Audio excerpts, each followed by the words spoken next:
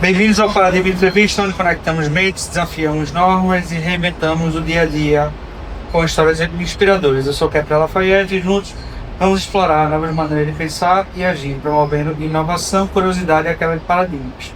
Nosso convidado de hoje é Eliezer Vieira, advogado com 13 anos de experiência no mercado jurídico, especialista em direito contratual, atuando fortemente na área do direito civil e estratégico. Ele é sócio fundador do Eliezer Vieira Advogados e estamos prestes a descobrir como ele transforma ideias em ação. Eliezer, é um prazer tê-lo conosco hoje. E aí já começo logo com a pergunta. Sua infância foi em Gravatá e se mudou para Recife aos 10 anos para estudar. Poderia nos contar mais sobre essa experiência e se ela impactou a sua vida? Boa tarde. Então, eu estudei a minha infância em Gravatá e aí eu me mudei para Recife porque minhas irmãs iam fazer o ensino médio aqui. Acabou que essa experiência impactou minha vida porque, apesar de ainda ter vindo muito criança para Recife, como minhas irmãs já eram adolescentes e estavam no ensino médio, eu acabei sendo influenciado por esse espírito de vestibular, de estudo. Então acabei focando já a partir dos 10 anos de idade nessa mentalidade mais de estudo, preparação para a faculdade. Então assim, realmente mudou aquele foco de enxergar a escola como um passatempo e comecei a me preparar mais realmente para essa vida acadêmica. Tinha o interesse de cursar a área de saúde, sempre fiquei muito em dúvida entre a área de saúde e a área de humanas, mas eu acho que a área de humanas sempre me reteve mais em relação à personalidade, enfim, alguns outros insights aí da minha vida. E prestei vestibular para Direito, passei e realmente me identifiquei com o curso. Então eu acho que em relação à influência de ter vindo de Gravatá para cá na minha vida, realmente nessa perspectiva de levar mais a sério os estudos. Perfeito. E aí você falou que estava na dúvida, não, que queria, pensou em fazer saúde, só que acabou escolhendo para o direito. Eu, como estava perto de me formar, eu fiz um teste vocacional que me ajudou muito. Você também teve essa experiência, né? Sim. Na verdade, isso foi um dos divisores de água, porque eu sempre quis fazer saúde porque eu me interessava por biologia, porque minha mãe é dentista, minhas irmãs também seguiram a área de saúde. Mas acabou que nesse teste vocacional que eu fiz, ele deu meio que no meio termo a linha de saúde e humanas, e foi aí que eu comecei a analisar essa perspectiva de que talvez eu tivesse muitas características de humanas. E realmente me inscrevi no curso de Direito para prestar vestibular, meio que como um teste de será que eu vou me identificar ou não, como uma tentativa de se seria isso que eu queria no meu futuro. E logo nos primeiros períodos eu me apaixonei pelo curso. Graças a Deus eu me sinto realizado e acho que esse teste vocacional realmente foi um motivo que influenciou bastante a minha trajetória. Você teve uma carreira diversificada, atuando em grandes escritórios, na esfera pública e depois vindo a abrir seu próprio negócio. Poderia nos guiar para essa jornada da sua trajetória? Sim, desde a faculdade eu realmente sempre tive esse interesse de colocar em prática com estágios, enfim, com essa parte mais prática mesmo do curso, tirar da teoria e colocar na prática. Então eu me sinto felizado de ter tido a oportunidade de performar em alguns escritórios de renome na região, tanto na época do estágio quanto após a minha formação, após a obtenção da OAB. Também tive experiência em alguns cargos em procuradorias, por exemplo a Procuradoria da Caixa Econômica Federal, que dá uma perspectiva ali de procuradoria, mas ao mesmo tempo com uma pegada mais pública. Também já ocupei cargos públicos no cargo comissionado lá de superintendente, na Secretaria de Assuntos Jurídicos no município de Paulista. Então eu consegui experimentar um pouco de cada perfil aí da advocacia, mas realmente me identifico mesmo com o direito privado e me sinto realmente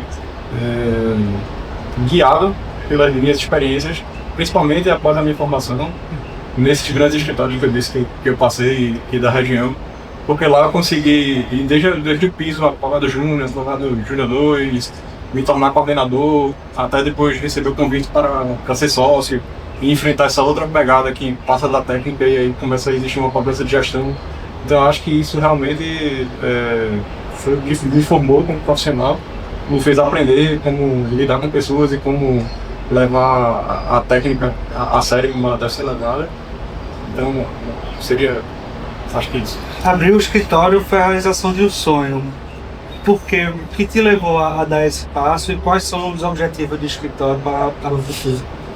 Na verdade eu já tinha, em um dos escritórios que eu trabalhei, que inclusive é um escritório que eu sou muito grato, acho que ele é uma peça fundamental assim, na minha trajetória, que foi o Martorelli Advogados. Eu cheguei a ser coordenador lá e acabei saindo de lá para dar um passo para trás, visando dar um passo para frente. Fui para um outro escritório, depois fui para um outro, e nesses escritórios eu ocupei o cargo de sócio, especialmente no último, que é o escritório que faz parte da minha última experiência. E na verdade eu já tive essa experiência de fazer parte de uma sociedade de advogados como sócio patrimonial. Mas sempre tive o sonho de ter o meu escritório, aliás, de advogados, nichado especificamente na minha área de atuação.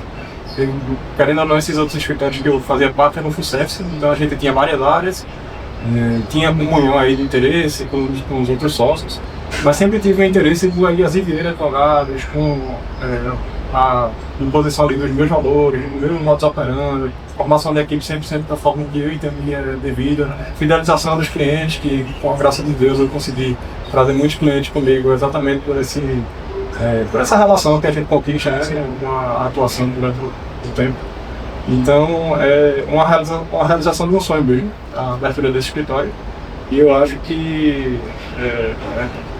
vai ser o responsável por todo o meu foco futuro aí, para que a gente consiga aperfeiçoar ainda mais a minha atuação. A administração de tempo, o aperfeiçoamento da técnica, a gestão de pessoas e a capacidade de se adaptar à evolução do mercado. E você encontra o equilíbrio no dia a dia para atender essas demandas e quais são as suas estratégias para garantir o sucesso do seu negócio? Eu acho que a gente tem que... Isso realmente só a prática ensina. Nenhuma cadeira de curso de direito vai ensinar isso a você. Mas, principalmente, acho que gestão de pessoas é um grande desafio e ensina bastante. A gente tem que ter uma boa técnica para poder lidar com os casos e conseguir boas soluções jurídicas. Ao mesmo tempo, a gente tem que administrar as pessoas e a gente sabe que a gestão de pessoas talvez seja a parte mais difícil, porque envolve aí o emocional, envolve outras vidas, envolve outros sonhos. E eu acho que essa conciliação aí de tudo realmente é o que é um desafio que eu não consigo te explicar, como que a gente não entende que existe uma fórmula para a gente chegar num denominador comum aí do sucesso, mas a gente sempre está buscando ele, realmente só a experiência em si. Então, diante de todas as experiências que você tem na sua vida profissional e vida acadêmica e com muitas quedas também, você acaba conseguindo enxergar algumas vias de acesso ali na sua tomada de decisões, que se torna fundamental para conseguir administrar esses quedas. Ao longo da sua jornada, certamente conheceu pessoas inspiradoras que te guiaram. Quem foram essas figuras e como elas contribuíram para o seu desenvolvimento, tanto pessoal quanto profissional? Bom, eu acho que eu poderia citar, durante a vida acadêmica, alguns chefes e alguns professores. Por exemplo, o meu professor de introdução ao estudo do direito e a minha professora de direito civil, que foram fundamentais para me guiar pelo direito privado. Então, se hoje em dia eu atuo no direito civil, realmente eu entendo que essas pessoas foram pessoas que me influenciaram positivamente para seguir por esse caminho. Lembra o nome deles? Sim. O professor Armando, de introdução ao estudo do direito, professora Catarina, de direito civil. E alguns chefes, como por exemplo a doutora Roberta, doutor Sérgio da Caixa Econômica Federal, que também era uma figura inspiradora. E depois de formado, enquanto advogado também, que aí eu acho que realmente até mais forte do que na vida acadêmica, por incrível que pareça. E aí eu volto a dizer, lá do Martorelli Advogados, o próprio João Humberto Martorelli, que até hoje continua sendo uma referência, um ponto de influência total na minha vida, de valores que eu pretendo seguir. Socorro Maia Gomes, Priscila Chata, são pessoas que passaram pela minha vida e que eu acho que deixaram aquela marca de pessoas que eu gostaria de atuar com. Como você enxerga a integração da tecnologia ao direito e quais são os principais benefícios e desafios dessa transformação para os profissionais da área e para a sociedade em geral?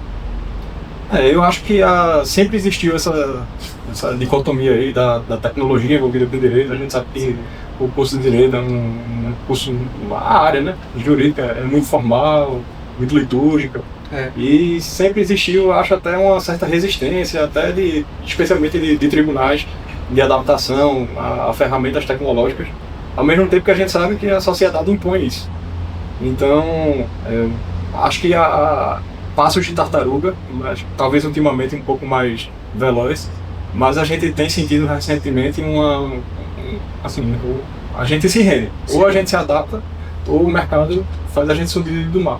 E isso é bom, porque a gente começa a implementar, por exemplo, ferramentas de inteligência artificial, a gente começa a perceber os tribunais se adaptando a ferramentas tecnológicas também, como, por exemplo, realização de audiências virtuais, despachos virtuais, que antes você tinha que ir lá, contratar um correspondente na comarca, etc.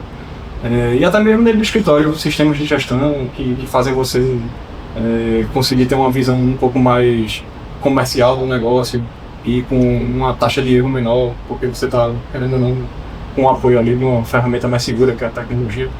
Então é de métrica, né? Sim. Então eu acho que ainda há muito o que evoluir, mas a gente percebe um amadurecimento do mercado e da mentalidade dos operadores do direito em relação a aceitar a tecnologia e que ela tem que andar em conjunto. Nessa questão tecnológica, o juízo 100% digital é uma realidade cada vez mais presente. Na sua visão, quais são as vantagens e as desvantagens desse modelo, como ele impacta o acesso à justiça e a celeridade dos processos? A gente percebe que ele teve uma intensificação, principalmente depois da pandemia. Sim. A gente sabe que na pandemia a gente teve que se adaptar a essa questão de videoconferência, acessos aí virtuais, e acabou que, ironicamente e positivamente, se percebeu o quanto isso traz celeridade, quanto isso traz facilitação, diminui burocracia, o que é bom não apenas para quem está na parte de cá operando, né, os operadores do direito, mas para quem vai fazer para os clientes, que vai ter acesso aí, se necessitar do Poder Judiciário. Então eu acho que, assim, só existem elogios e deve ser mantido. Na verdade, a gente até percebe que existe um aumento aí cada vez mais dos tribunais aderindo a essa questão do juiz 100% digital, em relação à audiência, em relação a despachos, em relação ao próprio processo eletrônico, né, que a gente pode dizer que é recente, mas não é tão recente assim, sei lá, 2012 para cá, que começou a se consolidar nele. Mas a gente percebe que por mais que exista aí também uma desvantagem, digamos assim, porque, querendo ou não, na época do papel você conseguia folhear o documento, você conseguia olhar cara a cara pro magistrado. Existem algumas questões que a gente entende que são diferentes, mas em regra eu entendo que é 100% de aproveitamento e louvável essa adaptação da questão física para tecnológica, eletrônica, porque facilita o acesso das partes e dá celeridade para a principal. Ainda nessa questão tecnológica, a assinatura eletrônica está revolucionando a forma como celebramos contratos e realizando transações. Qual a sua opinião sobre essa ferramenta? Quais cuidados devemos ter ao utilizá-la? Isso é um outro ponto que a gente percebe que vem se consolidando. Porque existem várias vertentes da assinatura eletrônica, né? A gente tem algumas assinaturas mais simples, que, por exemplo, só pega algum dado seu ali para vincular, que é você que realmente assinou, sei lá, um e-mail, uma plataforma de assinatura. Mas existem aquelas que são um pouco mais rigorosas, que precisam da chave de validação ali, da ICP. Então, eu acho que isso também é algo que é bastante significativo e positivo, porque traz aí com certeza uma segurança maior às partes. Sim. Porque a gente sabe que a possibilidade de falsificação, a criptografia ali envolvida, tudo isso diminui o risco. Então isso traz uma maior segurança às partes e traz também uma celeridade. Evita comparecimento em cartório, enfim, a gente diminui, até pensando por uma pegada um pouco mais ecológica, diminui papel, ajuda o meio ambiente. Então, assim, isso não apenas para processos eletrônicos, mas também para a vida privada das partes, para assinatura de contratos e tudo mais. Isso foi bem útil e bem valioso. Dentro desse tópico ainda, como é que você vê a questão da segurança de dados e da proteção de privacidade dos usuários dessas tecnologias? É exatamente por isso que a gente precisa sempre estar adstrito aí à utilização de assinaturas de chave de assinatura eletrônica que tem a validação aí da ICP, que a gente sabe. Essa seria o que? Seria um golpe BR da vida? Porque existe legislação, né? Existe legislação que normatiza, digamos assim, qual é a assinatura que vai ser considerada válida, etc. E que para fins jurídicos, né? Então, em relação a essa questão da segurança, você tem que perceber se ela atende ali a todos os requisitos que são exigidos pelas normas, pela questão da ICP propriamente, que vai verificar se é você, vai verificar a questão de IP que está assinando. E eu acho que, em relação à questão da segurança, é a utilização de plataformas que você entenda que estão ali dentro das certificações que são necessárias, de acordo com a legislação e de acordo com a identificação correta dos signatários. Na sua visão, como é que a tecnologia vai continuar a impactar o direito civil nos próximos anos e quais são as principais tendências que você enxerga nesse mercado? Eu acho que ela vai, de fato, otimizar a relação entre as partes, porque ela vai diminuir a burocracia e, ao mesmo tempo, trazer mais segurança. A gente vai, talvez, trazer pessoas aí para celebração de negócios jurídicos da forma formalmente mais correta, que antes elas talvez não tivessem acesso exatamente pela quantidade de burocracia que era exigida. Hoje em dia, você, na proximidade de um clique, consegue celebrar um contrato, consegue formular hoje em dia até em cartório propriamente, você consegue emitir uma certidão, um cartório de uma outra comarca. Antigamente a gente até brinca, né, o jeitinho brasileiro, deixava para lá porque desestimulava muitas vezes. Sim. Então eu acho que vai trazer celeridade, vai trazer uma maior aproximação das pessoas ao Poder Judiciário propriamente, na perspectiva do acesso ao Poder Judiciário. E nas relações particulares também otimizar, trazer benefícios de maior segurança.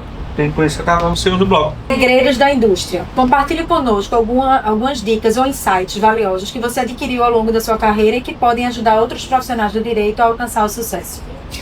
Bom, acho que a maior lição que eu tirei de todo esse tempo aí de atuação, sem dúvida, que para você ser um ótimo profissional, você não precisa ser, na verdade você precisa ser o melhor profissional na técnica e você precisa ser o melhor profissional em relação à agilidade.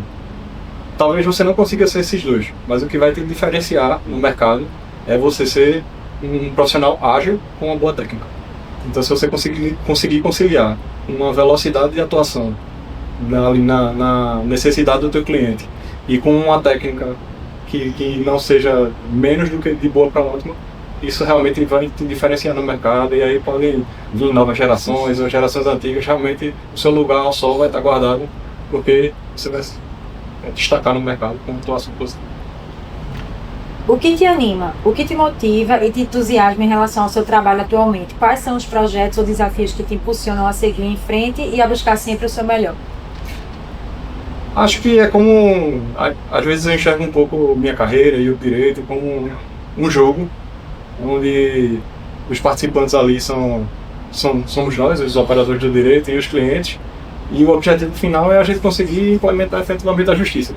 Então sempre o que me desafia é a gente conseguir soluções jurídicas, a gente conseguir destravar, principalmente na minha atuação, que é uma atuação um pouco mais estratégica, destravar alguns casos que muitas vezes não se enxerga a solução. Então quando a gente consegue conciliar aí resultados para os nossos clientes, para mim, muito além da questão financeira, de honorários, para mim isso é o maior sabor da advocacia.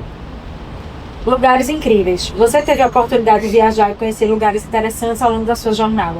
Compartilhe conosco algumas de suas experiências mais marcantes e como elas te influenciaram pessoal e profissionalmente. Eu acho que eu até cheguei recentemente, estava viajando, estava na Califórnia, então assim, muitas vezes a gente entende que algumas viagens são para poder relaxar e distrair a mente, que é importante também. Mas realmente em relação a marcante, principalmente na questão profissional, talvez minha viagem a Roma no ano passado. Porque, por exemplo, você está andando no meio da rua e de repente você se deparar com um monumento lá que é a capa do seu livro de Direito Civil. É bem impactante, dá uma sensação esquisita, mas boa. Então eu acho que talvez essa minha ida a Roma, Paris também, pelo cunho histórico, por toda essa questão histórica envolvida e acadêmica também, foi bem marcante, bem impactante. Massa. Bloco 4. Quebrando paradigmas. Em sua trajetória pessoal e profissional, você precisou quebrar algum paradigma para alcançar seus objetivos? Sim. Eu acho que o maior paradigma que eu precisei entender é que você precisa muitas vezes dar passos para trás para conseguir dar passos para frente. A gente percebe até nessas gerações mais recentes o imediatismo e a falta de paciência para entender que a advocacia é uma escada que você vai subir degrau por degrau. E com muito custo, mas eu entendi, e hoje em dia eu aprendi essa lição, de que muitas vezes o passo para trás é importantíssimo para você conseguir avançar muito mais para frente. Hoje, se você continuar no anterior, você vai ficar estagnado. Colaboração e inovação. Na sua experiência, como a colaboração entre diferentes áreas do conhecimento pode contribuir para a criação de soluções inovadoras no direito na sociedade como um todo? Acredito que sim. Não apenas em relação à própria área jurídica. Sempre existe aí o processo entre essa participação, essa discussão entre áreas. Direito civil, às vezes conversa muito com direito tributário, conversa muito com direito administrativo, mas até com outras áreas do direito. Por exemplo, eu acho que psicologia é uma outra profissão, é uma outra área, mas que é fundamentalmente impactante e marcante para uma atuação como advogado, porque você sabe que existe ali um oratório, um convencimento. Muitas vezes você se depara, por exemplo, direito médico, a área da saúde, e você tem que ter uma expertise também. Então, acho que, na verdade, nem apenas no direito. Em qualquer profissão, sempre vai ser necessário conversar com várias disciplinas para você conseguir se tornar um profissional completo. Agora é o seguinte, é um bate-bola que eu vou fazer uma pergunta e tu responde com uma palavra só. Certo. A primeira coisa que vem na cabeça. Perfeito. Uma palavra que define você. Resiliência. Um livro que marcou sua vida. Açúcar amargo. Açúcar amargo. Deve ser um filme que você ama. A origem. Um momento que você não esquece. A minha aprovação na OAB e a minha primeira audiência como advogado. Um prato que você não resiste. Torta de limão. Uma pessoa que te inspira. Meu avô. Um sonho ainda não realizado. Doutorado. Um lugar que você ainda não quer conhecer. Tóquio. Um conselho que você daria a si mesmo no passado. Paciência. Doce ou salgado. Saudade. Verão ou inverno. Inverno. Gato ou cachorro. Cachorro. Praia ou montanha. Montanha. Café ou chá. Café. Manhã ou noite. Noite. Seu lugar favorito no mundo. Madrid. Qual é o seu maior medo? Meu maior medo é da instabilidade. Sonho de infância. E querer ser um profissional reconhecido. Maior vício. Café. Hobby favorito. Viajar. O que te tira do sério? Falta de compromisso. O que você faz para relaxar? Viagem. O que não pode faltar na geladeira? Água. O que você mais admira em alguém? Caráter. Qual é a hashtag do sucesso? Tamo junto, mano.